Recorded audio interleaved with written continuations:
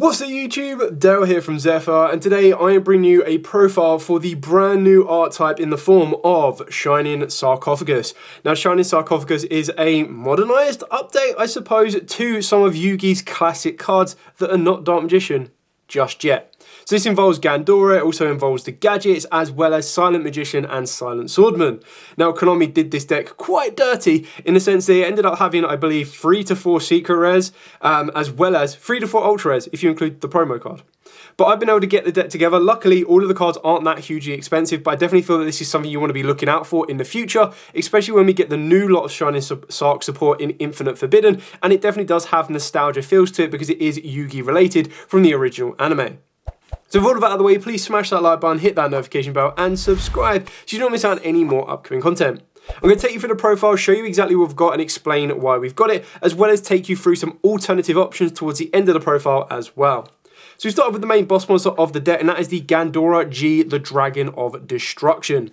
So this one gains 300 attack for each banished card. You can only use each of the following effects once per turn, and if you control Shining Sarcophagus, you get to special summon this card from the hand. You can play half your life points to destroy as many other cards on the field as possible, and if you do banish them, then special summon a level 7 or lower monster that mentions Shining Sarcophagus from the deck and increase its level by the number of cards destroyed by this effect. So this can open up some routes of being able to go into XYZ plays of rank 8s and everything else if you want to, but then I feel you need to really be focusing on exactly what you're destroying, how many you're destroying, and everything else in between. So we move these closer into the middle. But the idea is this is the main boss monster. It is 0-0, but the idea is you want to be destroying a decent amount of cards. Banishing a decent amount of cards, which you can do through additional cards like Pot of Desires. We are main decking Pot of Prosperity. You can also play Pot of Extravagance. Another little tech that could help this guy out would be the Eater of Millions. Brain had a little bit of a blip there. But Eater of Millions, just because it would banish more cards and you just get a nice little out onto the board. And then we are playing 3 of the Silent Magician 0. Now, I kind of want it to be ultra rare, just to match with the rest of the ultras, like the gadgets and the swordsman, so that the only secret monster that I have is the Gandora. But unfortunately, I was only able to get hold of 2 of the promos, so I just need 1 more. So if anyone knows, let me know. So this one is, if your opponent draws a card or cards, increase this card's level by the number drawn. While this card's level is higher than its original level, it gains attack equal to the difference times 500. When your opponent activates a spell card or effect while you control Shining Sarc, quick effect, you get to negate the activation, and if you do, increase this card's level by 1. You can only use this effect once per turn. Now you can actually play Silent Magician, because Silent Magician can help you utilize this card, or Silent Magician basically gives you that negate anyway. And the only downside of this entire deck is it all revolves around 1 card in the form of the Shining Sarcophagus. We'll talk about it a little bit later on once we get to it. That being said, you do have cards that let you special summon them for free, and I would have really liked the whole core of the deck to basically be, if you control Shining Sarcophagus, you special summon it for free. It just gives you more access to your monsters, which would have been really nice. Then we've got 2 of the Silent Swordsman 0. So once per turn during the standby phase, increase this card's level by 1. While this card's level is higher than its original, it gains attack equal to the difference times 500. And then when your opponent activates a card or effect that targets Shining Sarcophagus or a monster or monsters that mentions it, you control, you get a quick effect to negate the activation, and if you do, increase this card's level by 1. Now obviously these still have the core essences of what Silent Swordsman and Silent Magician were back in the day, all about increasing their levels and everything else. The only issue is at this moment they haven't really got the higher levels to kind of utilize. You'd still be utilizing the older versions of themselves, and even then you kind of need to get through 4 turns to get this to the level it needs to, or your opponent just needs to be target crazy and then constantly know that their cards are going to get negated in order for this to get a high enough level where it's worthwhile. So you're going to be utilizing this probably more so as a level 4 than anything else, but the idea is you've got a spell negation and then you've got a target negation. And then of course got Gadget Trio. So rather than giving us red, green and yellow gadget, they give us 1 in all its glory. So this one is probably the best starter of the entire deck. So if it is normal or special, you get to add a Shining Sarcophagus or a spell or trap that mentioned it from the deck to the hand. If this card is destroyed by battle or card effect, you get to set a Stronghold, the Hidden Fortress, from the deck. You can only use each effect once per turn. So we are actually playing, as a little bit of a preview, the 1 Stronghold, and I'll explain this a little bit later on, but it's still a really kind of cool card for the deck.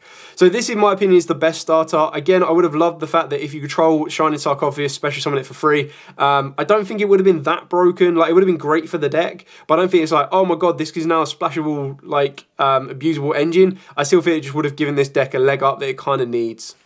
And then we've got 2 of the more Marshmelon. Now, you can play a 1 if you want to, but then you won't get the secondary effect of being able to summon out another one. This is exactly what Marshmelon does back in the old days, but this one is while you control Shining Sark, this card cannot be destroyed by battle. Your opponent's monsters cannot target monsters for attacks except this one, so this does set up a nice little bit of defensive option, because obviously this one can't be destroyed by battle, but then they just pop the Shining Sark and it's a free state again. You can use each of the following effects of the more Marshmelon once per turn. During your opponent's turn, if you control Shining Sarcophagus, you gain a quick effect, special on this card from the hand. If this card is destroyed by card effect, you get to special on 1 more Marshmelon from the hand, deck, graveyard, or banishment, except this card. And if you do, inflict 1,000 damage to your opponent, which is why we're playing 2. Like, I want to be able to loop around my more Marshmelons. It just causes loads of issues for my opponent, and it's slightly funny to watch. Then for the spell cards, now this is where I think the deck really does shine, because I think the spell cards are absolutely insane. So we'll start with the main card of the deck, and that is Shining Sarcophagus. It looks absolutely amazing, so I'm happy that it is a secret, but I'm also disappointed that they've had so many secrets and ultras for this deck that it's really crazy of how, like, it's probably the most expensive single core if you were to buy it online, but it's not because it was the most effective or the most meta relevant, it's just because it has the most. Can you imagine what Tempars would have been like if they had like 3 secrets or an ultra? Like, crazy.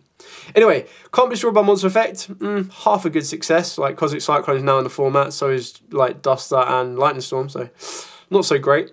You can only use each of the following effects once per turn. During your main phase, you get to add 1 card that mentions Shining Sarcophagus from the deck to the hand. Great, I can search out any of my cards. Well, nothing wrong with that.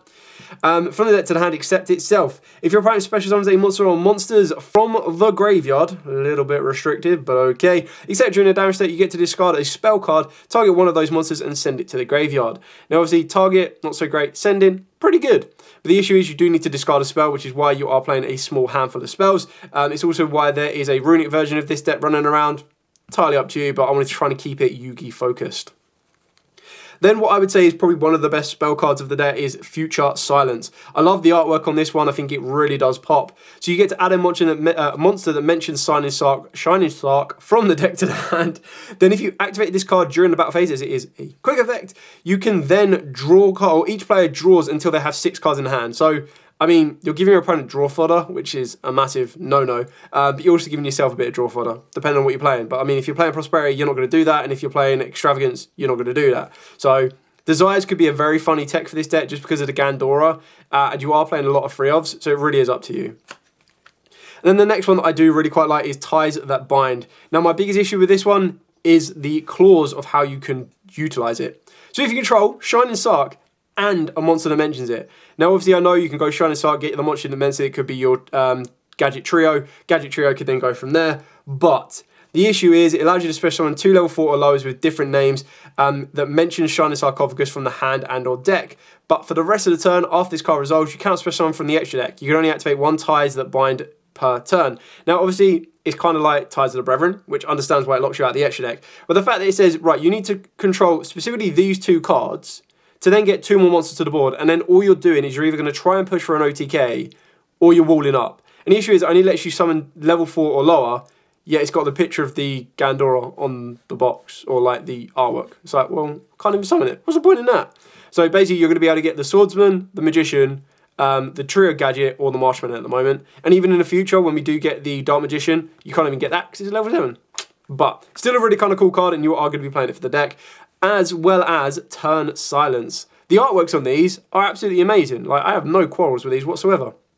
So target 1 face-on monster you control, increase its level by 3. Also, if you activate this card in response to your opponent's monster's effect activation, while you control Shining Sark and a monster that mentions it, God, double requirements, you can negate that monster's effect, so that's pretty cool. During damage calculation, if your monster that mentions Shining Sarcophagus battles, you can banish this card from the graveyard and end the battle phase. So pretty funny out to Tempai, really. And then the last one that we're playing that is a Shining Sark card is the Stronghold of the Forbidden Fortress. Now, you don't actually need to... Forbidden Fortress? Hidden Fortress. You don't actually have to play this, but I do like the idea that this one special summons itself as an effect monster level 4 machine. Yeah, it can be used to make Time Thief Reader. Great success. It gains 1,000 attack for each Shining Sarcophagus and monster that mentions it you control. Pretty good. And then once per turn, when your opponent monster declares an attack, while you control Shining Sarcophagus, you get to destroy that monster. Not bad. And then for the rest of it is all hand traps, so really adapt these to your local environment. So we've got Triple Ash Blossom, Double Ghost Ogre, Triple Imperm, one called by one Tikaboo, because as you notice, we're playing warriors, spellcasters, dragons, fairies, you name it, we've got loads. And then the last of the cards is entirely up to you what you want to choose. So the options are Kashtira, Fenrir, Super Poly. So for the draw cards, these could be Desires, they could be Extravs, entirely up to you. These are just considered as balanced to go in first or go second board breakers. So if you wanted to, you could change these up for something like Forbidden Droplet or Triple Tactic Talents. You could play in more hand traps, you could play in stuff like Lightning Storms if you want to. But the idea is if I go first, I can still utilize these, and if I go second, I can still utilize these. But really is up to you. These are your main meta options. The best thing about the Shining Sark deck itself is the fact that it only takes up like 22 cards in the main deck if you are maxing out on most of the things. So it really is up to you. Moving on to the extra deck. Now the extra deck is incredibly flexible depending on what you want to go for. So it really is up to you. I've just gone with a very small rank 4 toolbox in the form of Abyss Dweller, Redoer and Baguska. So defensive, floodgate-ish, leading into stuff like Zeus and Typhons. And then for the links, we've got Underworld Goddess, Axis Code Talker, so dealing with towers, aggression, defensive, Selene, because your Zero Magician is a spellcaster, so great success recycling that from the graveyard. Cross Sheet, because we are playing the Super Poly engine. If you're not playing Super Poly engine, you can cut this out. It's, like I said, the extra deck, completely flexible.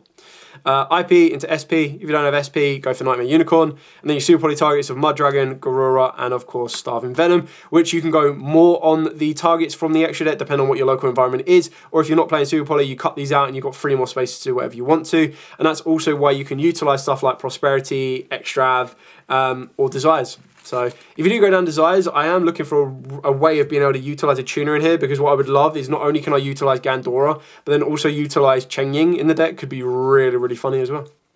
Anyway, that is it for the entire profile. So just so that I can do it while we're here and now, I'm just going to lay out exactly the Ultras and the Secrets. And keeping in mind, if you wanted to max rarity this deck, you actually get Secrets and Ultras as Quarter Centuries. So if you wanted to max rarity this deck, you would have a total of 7 Quarter Centuries in your deck.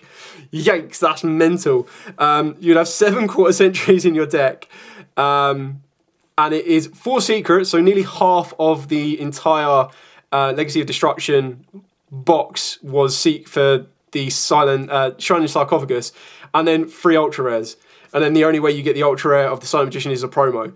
And that's why I quite like the idea of these will be in Ultras and then these being Secrets. Like, nice little balance. So maybe in the next set, Infinite Forbidden, we're probably going to get more Secrets. Like the Dark Magician will probably be a secret for the deck. And then the Exodia will also be a secret. But you just never know. Anyway, that is it for the profile. I hope this has given you a bit of an introduction for your own build. If you want to see like a test down video for this, then make sure you hit that like button, get the video above 50 likes in the first 24 hours, and I'll be more than happy to bring that for you. But for now, this is just generally a nostalgia bait deck. It's very fun. I like the idea behind it. I like what it's trying to do, but I do feel that it hasn't really got much of a competitive edge. I feel it would be more so people just don't know what the deck does, and that's when they'll lose to it. And then it can grind some wins out of nowhere because it does have nice boss monsters like this. And then when it's trying to defend the wall, when you're trying to put on a Silent Magician that's going to give you a spell negate, a target negate, and then you're going to add a Marshmallow into it as well, which basically says, right, well, you're not going to be able to attack these. It really does cause your opponent a couple of issues, depending on what build and what deck they are playing. Anyway, thanks so much for watching. Don't forget to like, comment, subscribe, share. Till next time, as absolutely always, stay safe, and of course, happy dueling.